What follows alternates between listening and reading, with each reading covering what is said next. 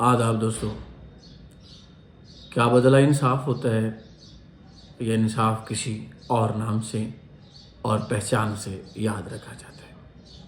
आइए इसे कुछ तारीख़ी तनाजुर से, तारीख़ी हवालाजात से समझने की कोशिश करते हैं। यूनान में एक बहुत बड़ा ट्रेजिडियन हो गुजरा है जिसको अस्काइलस कहा जाता है।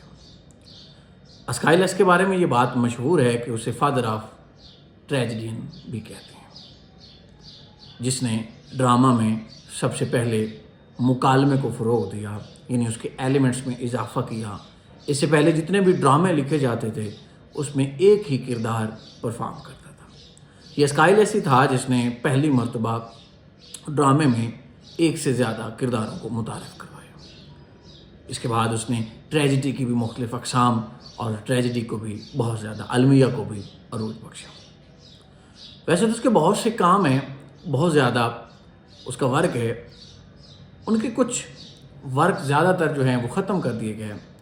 7 प्लेज उनके आज भी बाकी हैं और उनमें से एक प्ले जो है उसको ओरेस्टिया कहा जाता है।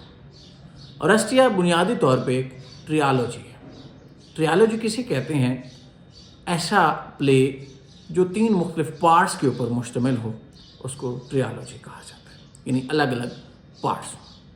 आइए उसको समझने की कोशिश करते हैं। ओरेस्टिया को होता कुछ इस तरह से है कि अग्निमेम्नन एक बादशाह है ट्रोजन का। उसको ट्रोजन वार लड़ने के लिए देवता ये हुक्म देते हैं कि आप अपनी बेटी की कुर्बानी पेश करें। अपनी बेटी को वो कुर्बान करता है और कुर्बान करने के बाद जंग पे जाता है, जंग जीत जाता है। जीतने के बाद फिर वो वापस आ जाता है। अब उसकी बीवी जो है अपने शौहर से अपनी बेटी का इंतकाम लेना चाहती है। उसकी बीवी का नाम क्लाइटेमनेस्ट्रा है। वो अपने शौहर को कत्ल कर देती है, यानी पहले उसने जुर्म किया, उसके बाद उसकी बीवी ने जुर्म किया। कुछ अर्सा बाद उसका बेटा है ओरेस्टिया। वो क्या करता है, वो अपनी माँ को अपनी बहन इलेक्ट्रा के साथ मिलकर उसे कत्ल कर देता है। अब यहाँ पे इस ड्रामे के 2 पार्ट्स जो हैं ख़त्म होते हैं। तीसरा पार्ट जो है यूमिनाइड्स के नाम से है। अब यहाँ पहले दोनों पार्ट्स में इंतकाम हुआ है, यानी पहले शौहर ने बेटी को मारा, बीवी ने शौहर को मारा और फिर बेटे ने बीवी को मार दिया। अब यहाँ क्या होता है, यूनान में अमूमन वो देवियाँ जो किसी रिश्तेदारों के कत्ल का बदला लेती थीं उनको फ्यूरीज कहा जाता था।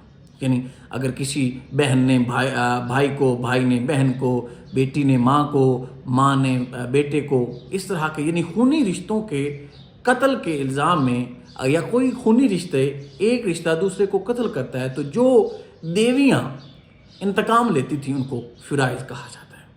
अब फ्यूराइज ओरेस्टिया का पीछा करते हैं और उसके ऊपर मुख्तलिफ हमले करती हैं। उसके नफ्सियाती दबाव में उसे पागलपन के दौरे पड़ना शुरू हो जाते हैं। फिर क्या होता है, इसी दौरान उनकी जो बड़ी देवी है एथीना वो हाजिर होती है। वो उनको बुलाती है और फिर एक जूरीज के सामने फैसला सुनाती है, जिसमें क्या होता है कि ओरेस्टिया बरी कर दिया जाता है।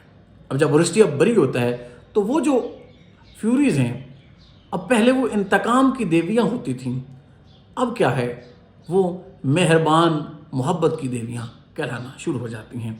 उनको यूमिनाइड्स कहते हैं। तो ये मुख्तसर सी कहानी अस्काइलस की ओरेस्टिस से ली गई है। आइए इसको कुछ तारीख़ी हवाले से और तनकीदी जायज़ा लेके अपने मौजूदा माशरे में से समझने की कोशिश करते हैं।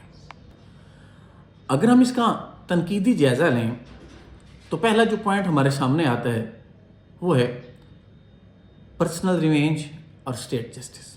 मसलन क्लाइटेमनेस्ट्रा और ओरेस्टिया दोनों कत्ल कर रहे थे और दोनों ये समझ रहे थे कि हम लोग इंसाफ के लिए कत्ल कर रहे हैं, जबकि इंसाफ के हसूल के लिए खून का या खून रेजी का एक लंबा सिलसिला जारी होता है।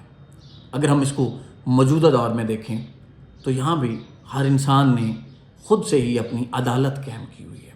اور آنر کلنگ ہو گیا، عزت کے معاملات ہو گئے، پھر زمین کی، جائیداد کے، پاکستان میں ہر دوسرے دن کوئی نہ کوئی انسان قتل ہوتا ہے، یعنی ذاتی لوگ انصاف کو وہیں پہ عدالت لگاتے ہیں اور خود انصاف کرتے ہیں۔ اگر اس دوران اسٹیٹ کو ہٹا دیا جائے، اسٹیٹ جسٹس کو ہٹا دیا جائے، تو پھر یہ سماج وہی اورسٹیا اور کلائٹیمنسٹرا کے معاشرے کی عکاسی کرے گا، جو ہزاروں سال پہلے کا سماج ہے، جس میں کوئی قانون نہیں، جس میں کوئی عدالت نہیں ہے۔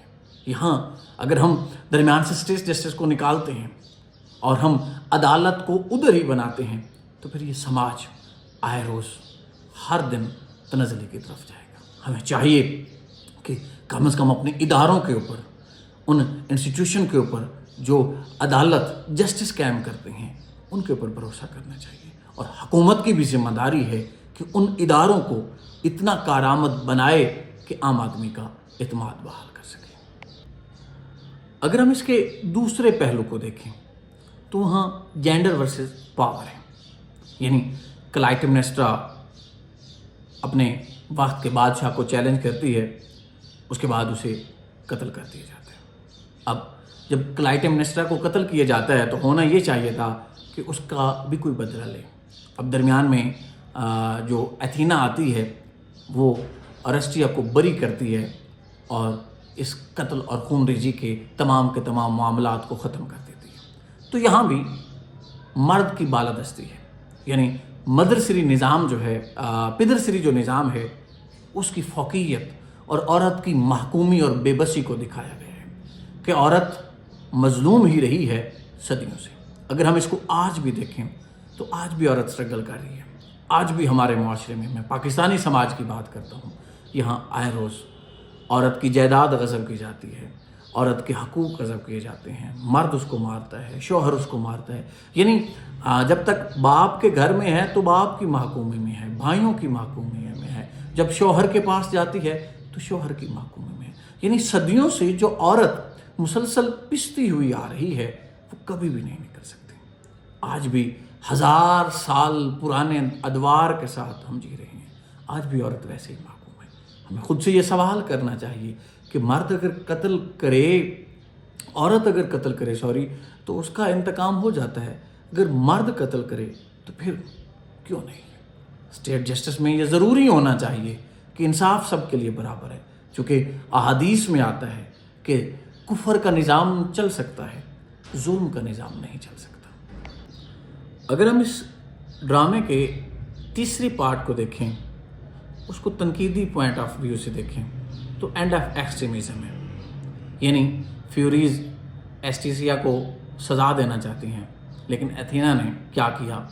اس کو معاف کروایا۔